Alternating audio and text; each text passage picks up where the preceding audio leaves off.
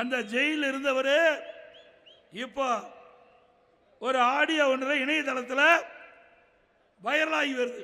நீங்க எல்லாம் கேட்டிருப்பீங்க. யாரு? ராசா. திமுகவினர் கனிமொழிக்கு காட்டிய அக்கறையை ராசாவுக்கு காட்டவில்லை. கனிமொழி கைதாகும் வரை ராசா கட்சி நிர்வாகிகள் யாரும் எட்டி பார்க்கலை என்று ஆதங்கப்படுறார்.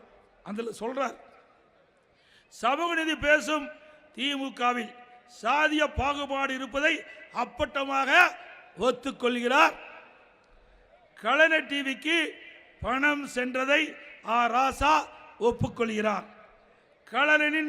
கலைஞரின் இறுதி காலத்தில் ஸ்டாலின் அவரை கைதி போலத்தான் வைத்திருந்தார். ஸ்டாலின் கட்சியை கைப்பற்றி விட்டார் என்கிறார் ராசா. எவ்வளவு மோசம்! யார் சொன்னது? திமுகவில் இருக்கின்ற எம்பி சொல்றாரு, முன்னாள் மத்திய அமைச்சர் சொல்றாரு. யாரு?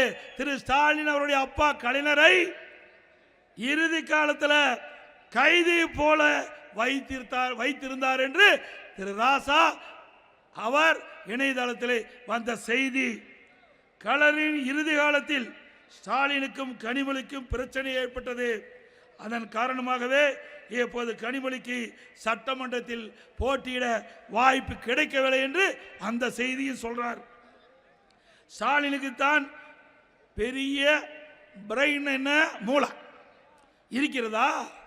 டெல்லிக்கு போனால் இங்கிலீஷில் கிழித்து விடுவாரா?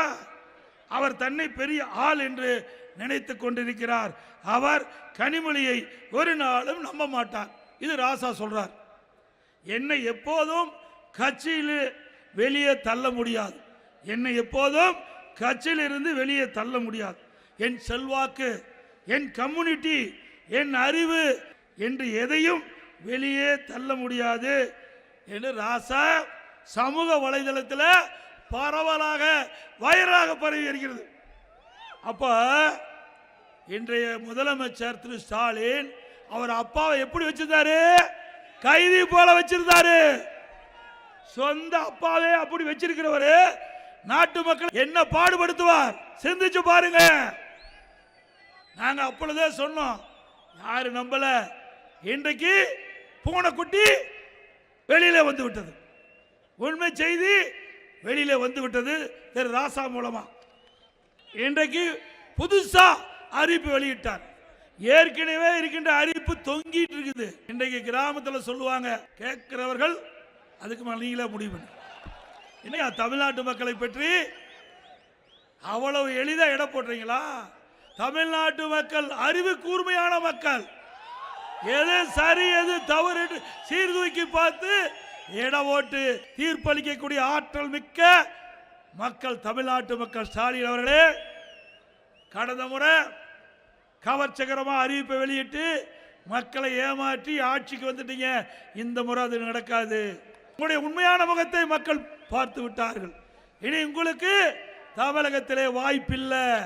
இன்றைக்கு மத்திய அரசாங்கம் அறிவிக்கப்படுகின்றது, எல்லா மாநிலத்திலும் ஜாதி வாரி கணக்கெடுப்பு எடுக்கப்படும் என்ற அறிவிப்பை வெளியிட்டிருக்கிறது. அதை தமிழகத்திலே நடைமுறைப்படுத்தப்படும். ஜாதி வாரி கணக்கெடுப்பு தமிழகத்திலே நடைமுறைப்படுத்தப்படும். தமிழ்நாட்டுக்கும் டெல்லியிலுக்கு என்டிஏ அங்கதான் போட்டியா. இப்ப எங்க தேர்தல் நடக்குது சொல்ல? எங்க நடக்குது? தமிழ்நாட்டில் நடக்குது. என்ன தேர்தல் நடக்குது? சட்டமன்ற தேர்தல். இது கூட தெரியாத ஒரு முதலமைச்சர் ஸ்டாலின் அவர்கள்.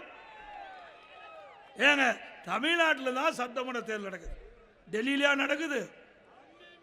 ஏங்க, நம்மை பற்றி குறை சொல்வதற்கு அவரால் ஒன்று கண்டுபிடிக்க முடியல.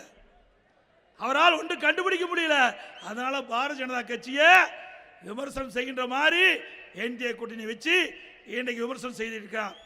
தில்லு திராணி தெம்பு இருந்தா அண்ணா திமுக பத்தி பேசு, நாங்க சரி எங்க தொண்டை பதில் சொல்லுவோம்.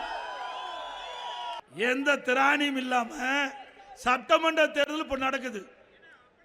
இன்னைக்கு சட்டமன்ற தேர்தலில் அண்ணா திமுக வெற்றி பெறும் 100% அவருக்கு தெரியும்.